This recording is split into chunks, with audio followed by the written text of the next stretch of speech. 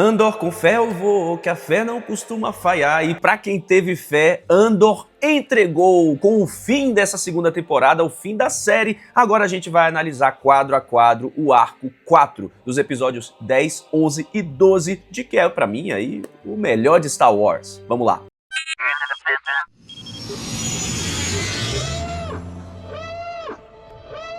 Todos os Wings Reportem, sejam bem-vindos ao Diário Rebelde, eu sou o João Jedi. Chegamos à nossa última análise de episódio de Andor, que chegou ao fim, amarrando definitivamente com Rogue One, uma história Star Wars, e claro, trazendo uma história muito linda, muito bem contada, com tudo que a gente esperava ver em um Star Wars. E, ok, não teve sabre de luz, mas teve melhor do que isso, teve história bem contada.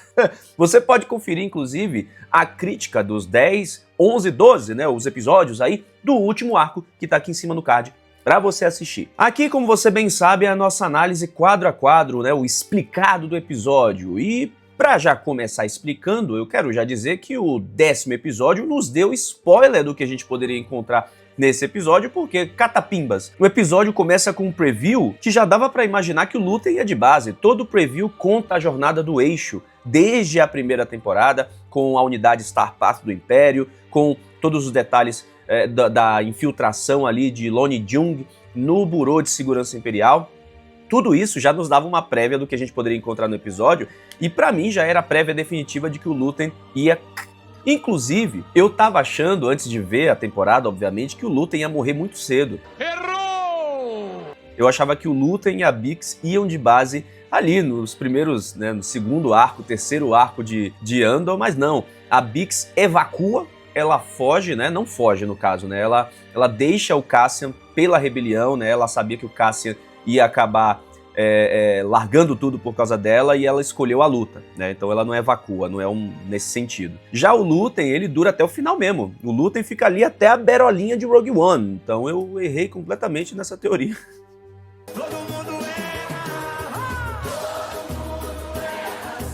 O encontro de Lone e Luthen ali no meio de uma praça em Coruscant. Eu gosto muito desses sets reais de Andor, né? Me dá vontade de visitar cada um deles para tirar umas fotos ali com figurino meio Star Wars. E eu já tô pensando em procurar onde é esse set aí, onde é essa praça, pra ver onde é que o Luthen fez o Lone. Enfim, nesse encontro todo, o Lone fala que o programa de energia do Imperador é uma mentira. E nós, como público, como audiência, a gente já sabia disso.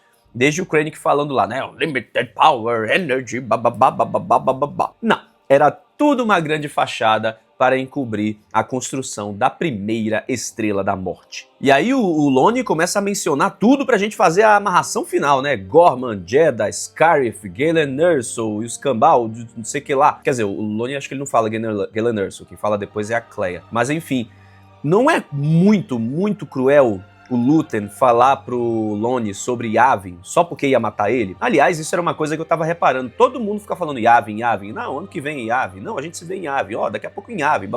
Era a base rebelde mais escondida de Star Wars e os caras ficam falando o nome do planeta, da Lua, o tempo todo, gente. Mas tudo bem. Pelo menos eles tinham plena convicção, né? Plena confiança de que tava tudo certo, né? Porque se não tivesse, o Império tinha descoberto a base secreta de Yavin, muito mais tempo. Só do Bail Organa falando isso no meio do Senado, já dava pro Império...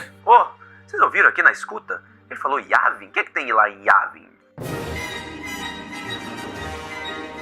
O Império pode até pensar, bom, o que tem em Yavin eu não sei, mas o que tem em Curitiba no dia 31 de maio é a JediCon Paraná, que eu estarei lá com os nossos amigos do Conselho Jedi Paraná em um dia de atividades, de muito conteúdo e, claro, encontro de fãs de Star Wars nessa convenção nacional de fãs que vai acontecer em Curitiba no dia 31 de maio. Os ingressos estão voando pelo hiperespaço e você pode garantir o seu, claro, pra gente se encontrar lá, pra gente bater um papo, trocar uma ideia e ver o que é que o Conselho Jedi Paraná aprontou pra gente nessa JediCon. Então, eu espero por você no dia 31 de maio, o link tá aqui embaixo na descrição. Só um detalhe rapidinho, é que quando o Lone tá lá morto, né, aparece um Lothcat, né, passeando com o seu dono. Lothcats são aqueles gatos que a gente vê em Lothal e pela primeira vez em live action a gente vê em Mandalorian e eles têm aparecido comumente, né? Acabou se tornando um pet comum da galáxia e a gente vê um Lothcat ali brincando com o seu dono e é ele que deve achar o corpo do Lonnie. Continuando as conexões com Rogue One, a Kleya menciona Galen Erso quando está recitando passo a passo toda a mensagem do Lonnie Jung.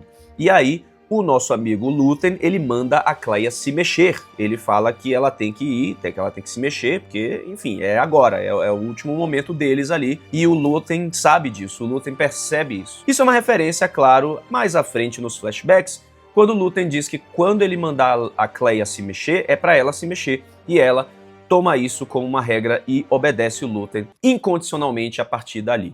Então a gente tem essa clara referência ali que a gente vai entender um pouco mais pra frente quando o flashback da história dos dois nos é apresentado. Nossa, mas eu não sei vocês, mas eu mordi a cadeira e não foi com a boca quando a Dedra aparece ali na galeria do Luthen. Já estava muito claro que isso aconteceria, mas eu confesso que algumas coisas em Andor eu gostaria de ter visto em tela. Claro, é uma série que não chama a gente de idiota. A série tem dado essas pistas de que a Dedra estava investigando as coisas por trás. Lá ele! E de que ela pegou as investigações ali do supervisor Hirt, que era estagiário dela na primeira temporada, vamos lembrar aqui, para poder ela mesma encontrar o eixo. Só que eu senti falta da gente ver pelo menos só mais uma cena disso. Só mais uma cena da Dedra talvez invadindo os sistemas do Hirt para ver como estava a investigação, ou dela convocando alguém para dizer que tinha suspeita de alguma coisa em Coruscant, só para não ser muito rápido, porque tudo que a gente soube foi o Lonnie Jung falando, ó, a Dedra tá convocando uma operação em Coruscant, eu acho que eles vão atrás de você. A gente teve isso mencionado lá no primeiro ou no segundo arco, acho que foi no segundo arco, quando a Dedra vai até o Hirt e fala que, né, a investigação do eixo tá com ele fala, eu não busco a glória e tal. E o Lonnie Jung também estava investigando o Hirt, né, ele se aproxima do Hirt, oferece almoço, aquela coisa toda nos arcos anteriores, justamente para pegar um pouco do que estava acontecendo para passar pro Luthen. E é a partir daí que ele começa a se queimar. Aliás, o Lonnie, ele é um grande herói dessa temporada, porque graças ao Lonnie é que o Luthen ficou sabendo que o time do Bail Organa estava comprometido, já que a agente era agente do Lonnie. Graças ao Lonnie, a Bix encontrou onde estava o Dr. Gorst, porque o Lonnie ficou sabendo disso ali naquela conversa com o Partagás, e muitas outras coisas que a gente pega assim no ar nessa temporada. A questão toda, e isso me chateia um pouco da morte do Lonnie, é que ele era um covarde, ele tinha a família dele, ia levar a família dele em primeiro lugar, então se o Império desse uma apertadinha nele, ele ia muito provavelmente entregar o Luthen à rebelião. Por isso que o Luthen matou ele. Mas, resumindo aqui, eu gostaria muito de ter visto a Dedra um pouco mais em cima da investigação do Hirt, para que quando ela aparecesse ali na galeria do Luthen não ficasse tão jogado, sabe? Não achei que foi tão jogado, achei apenas que foi rápido, né? Muitas coisas são rápidas nesse arco, inclusive, que me incomoda um pouquinho, porque tudo tem que se aproximar de Rogue One, mas de todo modo, eu gosto, né, da dinâmica de Andor, de não tratar a gente como um público idiota, e de deixar as coisas assim, às vezes, um pouco mais subentendidas no texto, para que a gente pegue, quando a gente vê, a gente, oh, olha aí. Por isso que o preview do episódio, inclusive, entregou muitas dessas cenas do Hirt investigando o eixo. Não seja burro!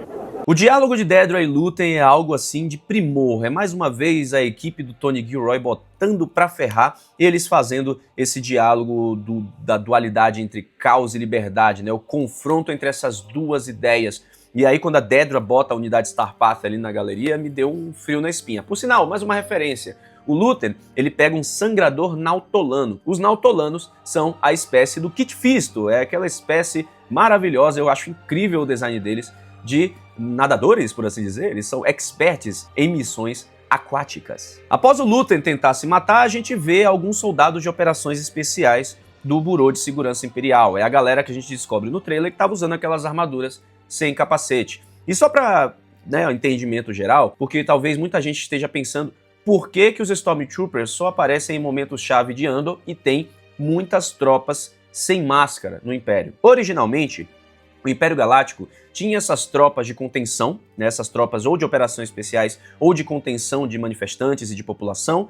E aí, conforme a guerra foi avançando, conforme a rebelião foi ficando mais ousada, os Stormtroopers se tornaram a tropa mais presente na galáxia, porque os Stormtroopers são especialistas, entre aspas, tá? Em guerra. Os Stormtroopers são soldados de guerra, soldados, assim, de brutalidade no sentido do conflito galáctico, por assim dizer. Enquanto essas tropas sem máscara, né, com pessoas mesmo usando contenção, blasters, etc., como era originalmente no início do Império, como a gente até vê em Solo, uma história Star Wars, e também com o flashback do Luthen, eles eram tropas mais especializadas e mais pontuais, né? Eles eram de conflitos pontuais. Quando a guerra se torna galáctica, os Stormtroopers se tornam mais comuns. E conforme o conflito vai avançando e a rebelião vai ficando mais ousada, como a gente vê, por exemplo, em Gorman, a intenção era espalhar o medo. E os Stormtroopers, pelo próprio design da armadura, deles esconderem o seu rosto e serem essa tropa de medo, provocam isso na população e são uma arma do Império política também, né? Eles são quase que uma bandeira física, um banner vivo do Império e da política do medo do Império Galáctico, que era algo que Palpatine começou a utilizar cada vez mais comumente na galáxia. Por isso que aos poucos na trilogia original a gente vê muito mais Stormtroopers do que tropas imperiais sem máscara. Na inspeção da galeria a gente vê as mãos do mundo entre mundos. É isso aí, a pedra de fechamento ali do mundo entre mundos que a gente é apresentado em Star Wars Rebels. Temos uma pedrinha ali nas coleções e, é claro, uma referência muito jogada na nossa cara. Se não me engano, a gente já tinha visto isso na primeira temporada, mas valeu a pena mencionar aqui de novo. Então temos um flashback de Luthen mostrando que ele era um sargento imperial, o nome dele era Lear, né? Que, por sinal, é o nome de uma peça de Shakespeare, o Rei Lear, que é uma peça de ambição política, de muita jogatina ali, de politicagem, etc e tal. Acho que não tem muito a ver com o Luthen, apesar da política, né? Se você pega o escopo aí da peça, mas enfim, é uma referência que vale a pena ser mencionada. E a gente encontra a jovem Cleia foragida, né, escondida ali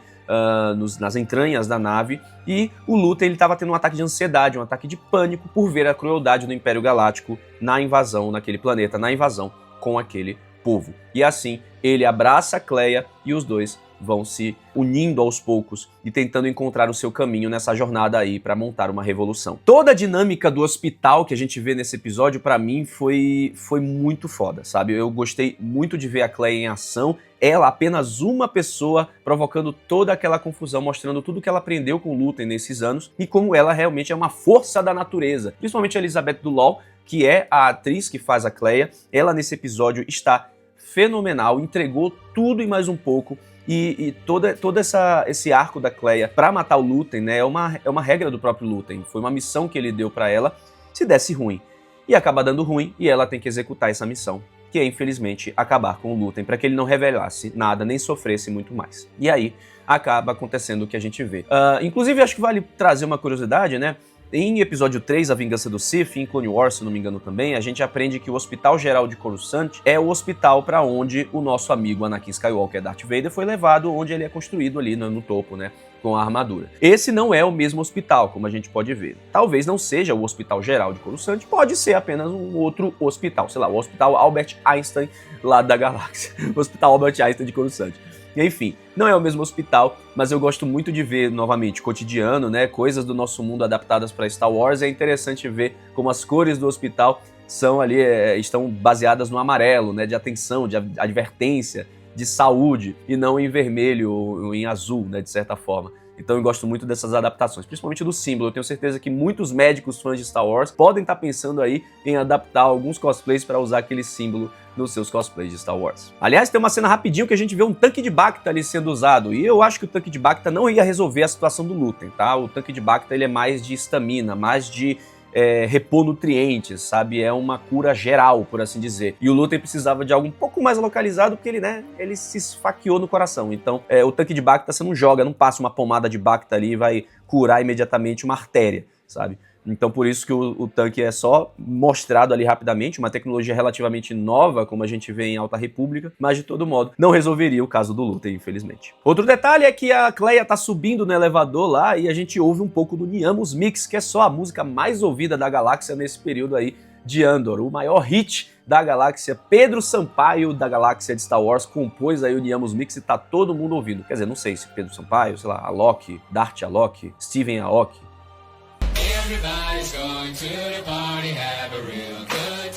Se você tá curtindo esse vídeo, deixa seu like aí na moral, porque fortalece muito o meu trabalho aqui no Diário Rebelde. Inscreva-se no canal. Vamos agora para o episódio 11 com o Burô de Segurança Imperial perdidinho da Silva. Ninguém sabia o que fazer, eles achavam que eram 3 pessoas, era só uma. O Hit com isso fica estressadinho e a Dedra finalmente atravessou tanto as regras do Burô de Segurança Imperial que foi presa, ó, salsifufu.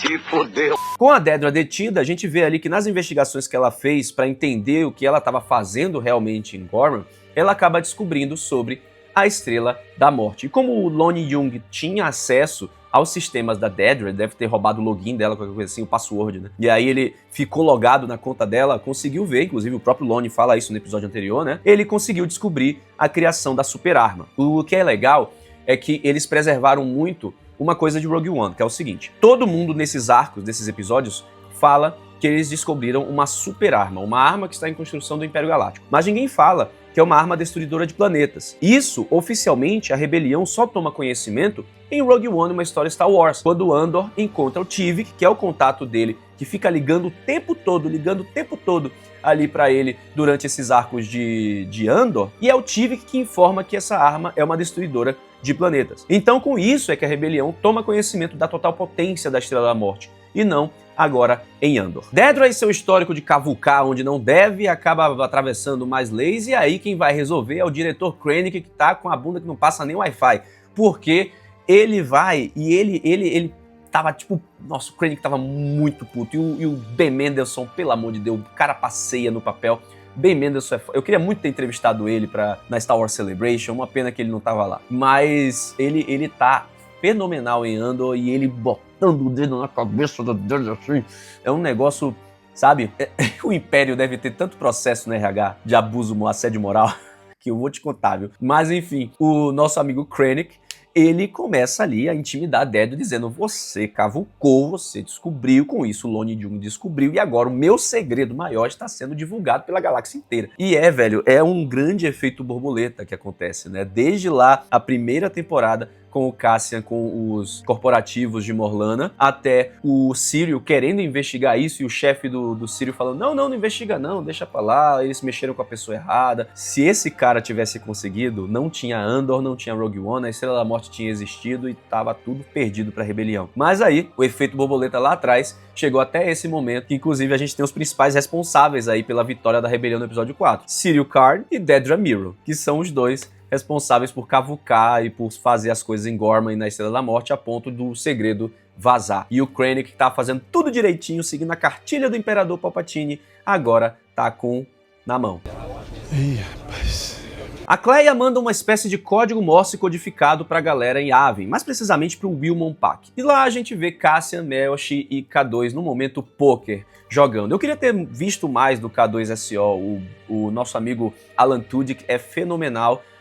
Fiquei muito feliz de poder entrevistá-lo, né, lá na Star Wars Celebration, e muito feliz de tê-lo conhecido também para tirar uma foto bem rapidamente com meu amigo Fernando do Paraguai, mas eu queria ter visto mais do K2 em Andor, sabe? Eu queria ter visto mais dele nos outros arcos. Uma pena que ele aparece logo no final do arco 3, então a gente tem ele só no último arco, mas ainda assim é muito legal a gente ver o K2 com toda a sua sagacidade e o seu humor ácido. I'll be there for you. Queria dizer aqui que a ideia do Partagás de dizer que a Kleia estava contagiosa numa espécie de pandemia foi muito genial à primeira vista, porque assim ele conseguiu mobilizar todas as tropas para encontrá-la. O problema é que isso comprometeu a missão logo depois, quando eles estavam atrás da Kleia, do Cassian e do Melshi, ali nos condomínios de Coruscant, porque eles ficaram sem pessoal para poder finalizar a missão. Então, Partagás, eu te achei muito inteligente, mas quando isso aconteceu eu vi, acho que faz sentido o seu final mesmo. Quando Melshi, Cassian e K2 estão chegando em Coruscant, o K2SO menciona que já esteve lá em uma parada com 200 unidades CAS e também o Imperador Palpatine presente. Muito provavelmente, K2SO estava se referenciando aí ao Dia do Império, que é o dia comemorativo da fundação do Império Galáctico. A gente conhece esse feriado lá em Star Wars Rebels, por sinal é o dia do aniversário do Ezra, e é o Dia do Império, que é comemorado, né, a fundação do Império Galáctico, né? É o dia seguinte à ativação da Ordem 66. Não temos uma data precisa, mas com certeza foi há muito tempo em uma galáxia muito, muito distante. Eu entendi a referência. Eu achei muito engraçado os oficiais do Bureau de Segurança Imperial preparando a armadura e entregando pro Hit. Tipo, a primeira coisa que eu pensei foi, nossa, essa armadura não vai segurar nada. E dito e feito, né? Logo depois, acho que no episódio seguinte, o Hit vira peneira. Ele vira peneira, o K2 pega ele... É isso, Alvin? Pagou um boquetão. Quando os oficiais do Bureau de Segurança Imperial estão indo para a missão de caça a Kleia, a gente vê uma Shuttle Imperial, que é do mesmo modelo que aparece em Tatooine no episódio 4, Uma Nova Esperança, na edição especial, que é a edição que a gente tem visto mais comumente. Essa mesma Shuttle também aparece em algumas ocasiões em Star Wars Rebels. K-2SO é um expert em roubar nave, em perturbar a ordem alheia e também, principalmente, o Império, e ele vai dar cabo de todos os soldados do Bureau sozinho. Eu acho até que um pouco dessa cena foi remanescente do episódio que o Tony Gilroy estava imaginando fazer, de terror com o K-2SO. Seria a rebelião, né, teria conseguido uma nave, um cargueiro, eles levariam para Yavin e aí teria essa criatura que estaria destruindo eles, matando eles, perseguindo eles como se fosse um alien, como se fosse um predador. E a gente descobriria que era o K-2SO que depois seria reprogramado. Por conta de orçamento, o Tony Gilroy não pôde fazer esse episódio e aí a gente teve um pouco dessa cena, eu imagino, nesse momento aí do episódio 11. Mas no episódio 12 acabou-se o que era doce, então a gente vê o K2 amassando a galera lá do Bureau de Segurança Imperial, usando o Hirt de escudo, em uma cena que é muito remanescente das cenas clássicas de corredor de Star Wars. Então a gente tem a cena do Darth Vader no corredor, a gente tem a cena do Darth Maul no corredor, a gente tem a cena do Luke Skywalker no corredor, e agora a gente tem a cena do K2SO no corredor, pegando os oficiais lá de Bureau de Segurança, amassando todo mundo, usando o Hirt de escudo, tal qual o Darth Maul usou uma parede como escudo, né? O K-2SO usa o Hirt, que vira uma peneira nas mãos do droid. Ele não esperava por isso, eu imagino, né? Ele foi lá cumprir a missão e foi o K-2SO tal qual o exterminador do futuro e resolveu todo mundo. Eu abri um caminho. Aí o Partagás, né, ele vê que a ideia dele do contágio da Kleia realmente não deu certo e vamos para Yavin, com um diálogo genial de Mon Mothma e Sol Guerreira sobre a forma como cada um leva ali a sua rebelião, por assim dizer. Esse diálogo me lembrou muito uma cena em Star Wars Rebels, em que Sol Guerreira discute com Mon Mothma, o Sol Guerreira num holograma gigantesco, tentando fazer a Mon Mothma tomar alguma ação, porque a Mon Mothma é uma política, a Mon Mothma é uma senadora, e ele fica zoando ela, dizendo que ela não tá pronta ali pro campo de batalha, porque ela é muito inerte, sabe? Ele fica falando coisas assim. E toda essa discussão do Sol em Jedha me lembrou muito essa cena, né? Me lembrou muito essa cena aí de Star Wars Rebels. Então, eu senti falta, inclusive, de mais Sol Guerreira em Andor, sabe? O Forrest Whitaker, ele entrega muito e fez falta ele não ter participado tanto e a gente não ter visto mais tanto dele nessa temporada. Mas tudo bem. Em Yavin, inclusive, a gente vê mais oficiais rebeldes. Então, o Bail Organa finalmente está lá. Porque, se você não sabe, a Leia se tornou senadora galáctica. A Leia é a senadora nesse período e o Bail Organa pôde se concentrar mais na rebelião, exatamente como ele fala no ano anterior, lá no Senado para Mon Mothma. E aí, o Bail está mais presente na Aliança Rebelde, enquanto a Leia, ali na frente pública, está como senadora e princesa de Alderaan. Ainda em Yavin, o General Draven fica recebendo as ligações do Tivik, que é o contato de Cassian com as tropas de Sol Guerreira, que tá, olha, tentando insistindo para falar sobre o quê? Sobre o piloto foragido. É isso aí mesmo. O Tivik, ele tá ligando para avisar o Cassian do piloto que desertou e começou a falar sobre Galen Erso, começou a falar sobre o plano da Estrela da Morte, sobre a super arma, né? Na verdade, sobre a mensagem que ele tinha do Galen Erso, né? Ele não tinha visto a mensagem ainda. E aí, esse processo todo é Rogue One, gente. É o processo de Rogue One. Ele tá falando do Bodhi Rook. É o Bodhi Rook que deserta com a mensagem de Galen Erso para entregar para Sol Guerreira, porque Galen confiava em Sol.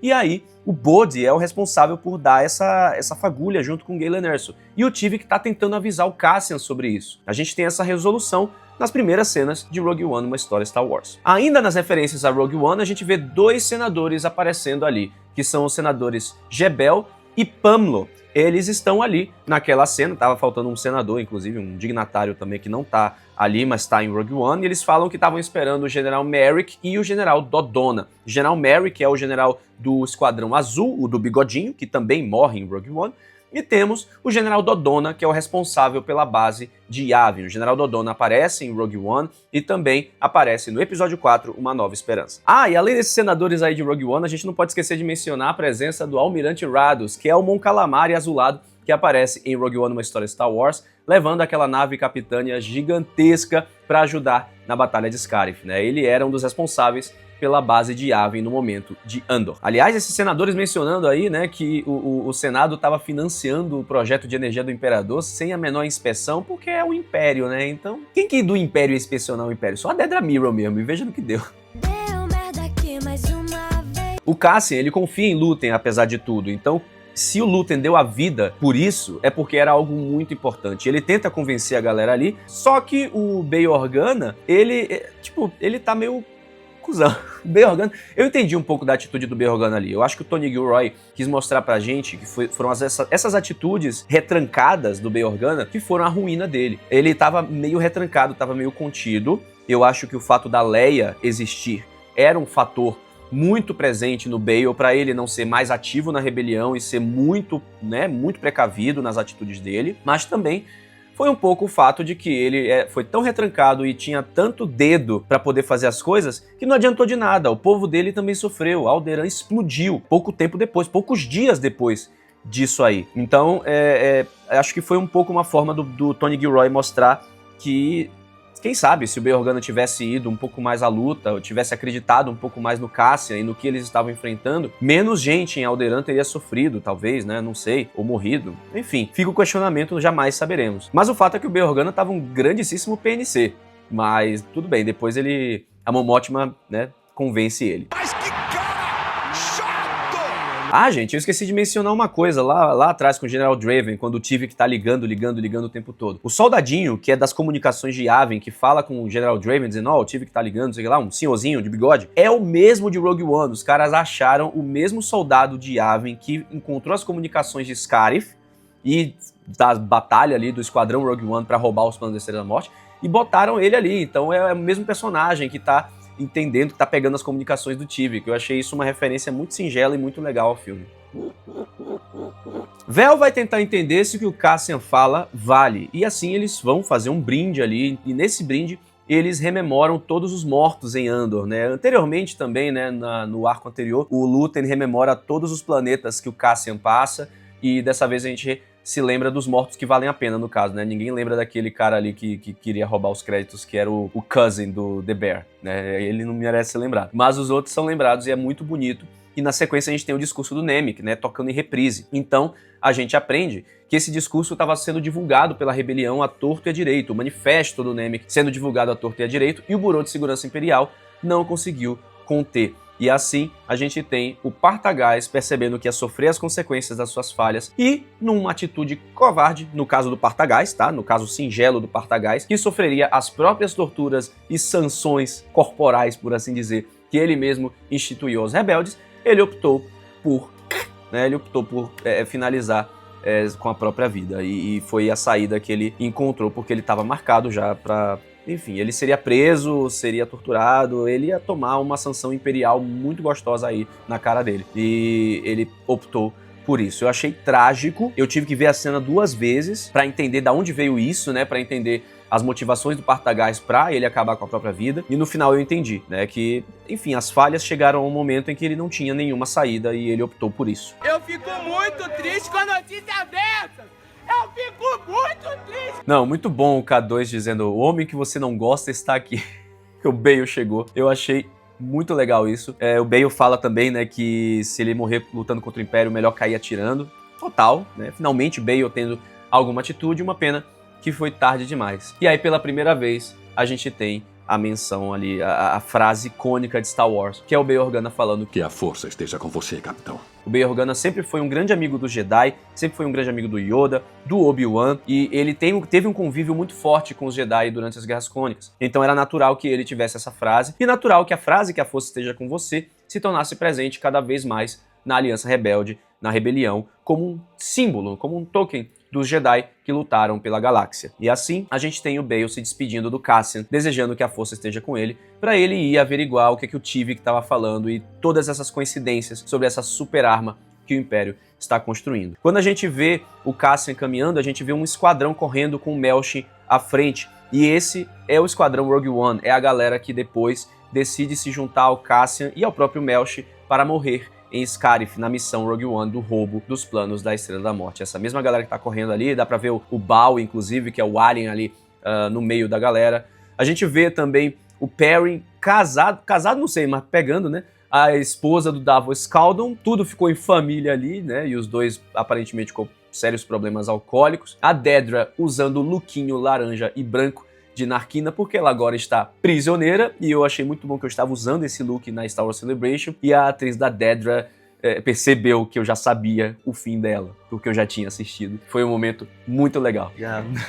No momento que Cassian está caminhando para o seu destino, vemos também a curandeira da força, que disse que ele era um mensageiro, e ali está o mensageiro indo passar a sua mensagem, o Cassian como catalisador de tudo que vai acontecer na rebelião para que a nova esperança surgisse. É graças ao Cassian, graças a Jyn, graças ao time de Rogue One que a gente tem a Estrela da Morte sendo explodida e a rebelião conseguindo cada vez mais vitórias contra o Império Galáctico. E isso tudo termina na praia, tudo termina com o Cassian ali abraçado com a Jyn, depois de tudo que ele passou. Cassian Andor se torna esse mensageiro, ele se torna essa pessoa que, inclusive, em Rogue One, ele fala pra Jyn, seu pai teria muito orgulho de você. Eu não duvido nada que ali naquele momento, quando ele estava prestes a morrer, ele se lembrou da mãe dele. O Cassian se lembra de Marva Andor, que disse que ele seria uma força imparável do bem, que faleceu acreditando que ele seria uma força contra o Império e percebeu que a mãe dele estaria orgulhosa de tudo que ele construiu ali até aquele momento. E que assim, Jyn Erso também teria o orgulho do seu pai se ele estivesse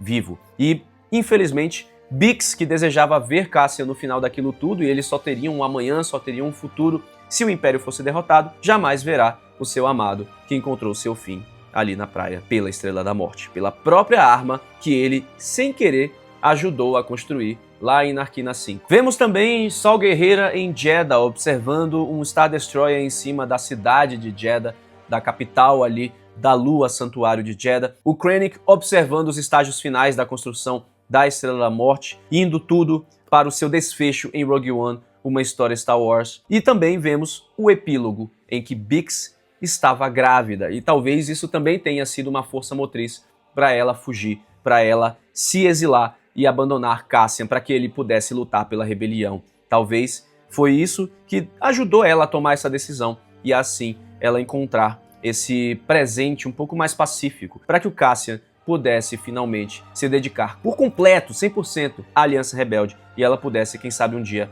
reencontrar o seu amor, que não é o caso. Mas, como Star Wars é sobre esperança, temos uma nova esperança aí com o pequeno Andor nascendo nos braços da Bix, que pode ser, inclusive, algo que pode ser aproveitado mais pra frente. E foi uma forma muito singela e muito bonita de continuarem a história do Cassian, para quem, infelizmente, né, ficou triste com a morte dele após toda essa jornada maravilhosa de Andor, principalmente.